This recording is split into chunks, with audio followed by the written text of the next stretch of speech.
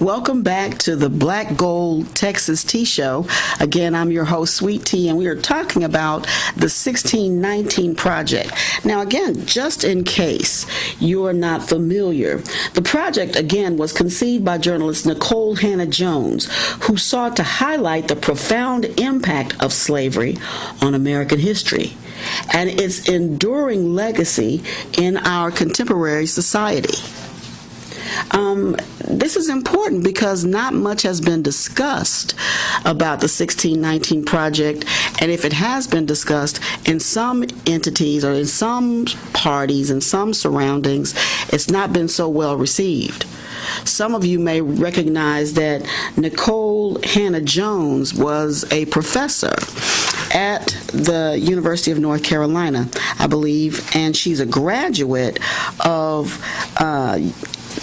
University of North Carolina A&T, I want to say. Y'all don't let me get this wrong, because I know that y'all will come for me if I say the wrong things, right? So, yeah, she graduated, I want to say, from A&T, Aggie Pride. I'm going to put that out there. I sure hope that I'm saying this right. Should have verified my facts before I got started, I believe. But what I do know is right now, she is the inaugural night chair in race journalism at the Howard University School of Communications, where she also founded the Center for Journalism and Democracy. She's a smart chick, and she's moving within a circle that respects what it is that she's trying to say. A lot of the things that she's trying to say, there are people who are working to put a snap on that, because, you know, there are folks who don't like the truth to be told. When you hear about the different conversations in, I'll just say various states, I won't go specifically, you'll find that there's an effort to change what we know of the African American experience, the real one. We were not indentured servants. We were slaves. Our forefathers were slaves. And what I've learned in my study is that there are a lot of people whose forefathers, various cultures, whose forefathers were indentured servants and had very tough times coming up. But you can track their stories. You can track that they, you know, whether it was they were working in, I can't remember what it's called, but they took nails as children. They took nails in the mines and had them repurposed in the steel mills. But you hear the stories of them gaining enough to create their own lives and do very well. And that did not happen necessarily in the same way for the African American slave. The African American slave was denied access. The African American slave was denied the opportunity. And even when those who did well in the various Wall Streets around the United States, a lot of times we hear of Tulsa had a Black Wall Street.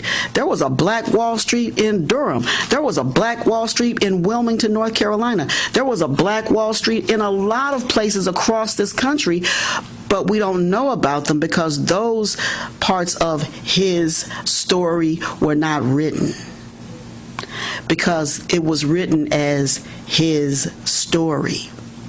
And I'm not trying to diminish his story, but what I am wanting to also do is to promote our story. Again, I say, there's the rest of the story. So I'm encouraging you, whether you're a part of my African American heritage or whether you're a part of the American heritage, it is imperative that you recognize that every culture that has come to this country, hear what I said, they came to this country, unless you're an indigenous Native American that was here, or maybe some others that were already here when some said they discovered. They didn't discover, they were already here. If your legacy came from anywhere else, we're all immigrants. And I recognize that each of those various cultures made a contribution to what is now the United States. All I'm saying is, when you know all of the story, you do what I've always said is important, and that is recognize the richness in that combined culture by not negating any of it. Yes, I'm very proud to be an African American in this country. I am. And I'm learning as I continue to study more and more of the contributions that my culture made to make America great. I applaud my own culture. I ask that if you're not a part of my culture, find out about your own contributions. There's richness in that as well. But applaud our contributions as well. Not as if they're unique, because they are, and I recognize that yours may be as well. But for me and my house, because the story has been negated for so many years, omitted for so many years, it's time for us to be proud too. Nicole Hannah-Jones is at the Night Theater, downtown Charlotte, tonight. I don't know what all she'll talk about, but I encourage you to learn more about the 1619 Project, because it's the American history that may have been omitted. If you're an American, you owe it to yourself to know as much about our collective history as possible. And the more you know, the more we all learn. We are more alike than we are different. And our cumulative value is worth way much more than any individual contribution. I'm proud to be an African American. Bruce Springsteen was proud to be an American. I'm proud to be that too. Just remember, I'm African American every day when I wake up, and I'm African American every night when I go to bed. Let's make sure we understand that power.